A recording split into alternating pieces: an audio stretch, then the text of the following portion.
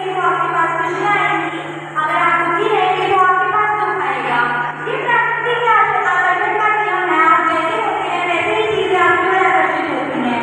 इसी के साथ के बाद आकर्षण में धर्माचार्य की समाज शिक्षकगण एवं उनके सभी प्रिय सहपाठियों मेरा नाम राधिका है। मैं कक्षा 8 बाकी छात्र हूँ। मैं अशोका सदस्य हूँ। आज हिंदी दिवस के शुभ अवसर पर मैं आपके सामने एक छोटी सी कहानी प्रस्तुत करना चाहती हूँ जिसका शीर्षक है प्रभु पर विश्वास।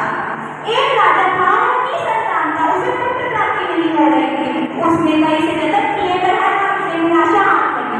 किसी ने उसे सलाह दी कि अगर आप अपने राज्य में किसी छोटे बच्चे की बलि चढ़ा दें तो आपको पुत्र प्राप्ति हो जाएगी। राजा को यह विचार बहुत ही पसंद आया। राजा ने तुरंत ही राजा को घोषणा करवा दी कि अगर किसी भी परिवार के कोई भी छोटे बच्चे को लाकर के राजा कर देते उसकी बलि चढ़ाई जाएगी तो उस परिवार को राजा की तरफ से खूब सारा पैसा और इनाम दिया जाएगा।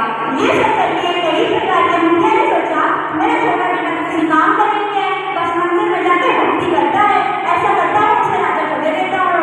उस परिवार के मुखिया ने अपने छोटे बेटे को राजा को सौंप दिया। अब वो तारीख आई जिस दिन बलि चढ़नी थी। राजा के मंत्री और सलाहकारों ने सारी तैयारी कर ली थी। उस राजा का इंतजार था।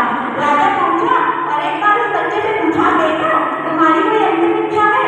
उस बच्चे ने कहा हाँ राजा साहब मेरी एक अंतिम इच्छा है, आप मेरे लिए रेत का ढेर मंगवा दीजिए। राजा थोड़ा सोच में पड़ गया। रेत का ढेर राजा ने रेत का ढेर मंगवा दिया। उस बच्चे ने रेत के ढेर को फटाफट के 4 छोटे छोटे घर बनाए।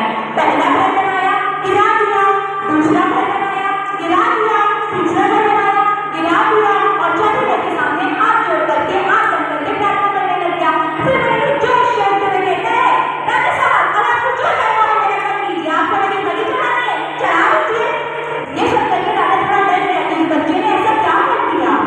राजा ने उस बच्चे से पूछा कि तुम क्या चाहते हो कि तुम्हारी बलि चढ़ाने का मेरा नाश हो जाए? उस बच्चे ने कहा नहीं राजा साहब मैं कभी किसी का बुरा नहीं चाहता, मैंने तो बस 4 घर बनाए उसमें से 3 गिरा दिया और 1 को रहने दिया।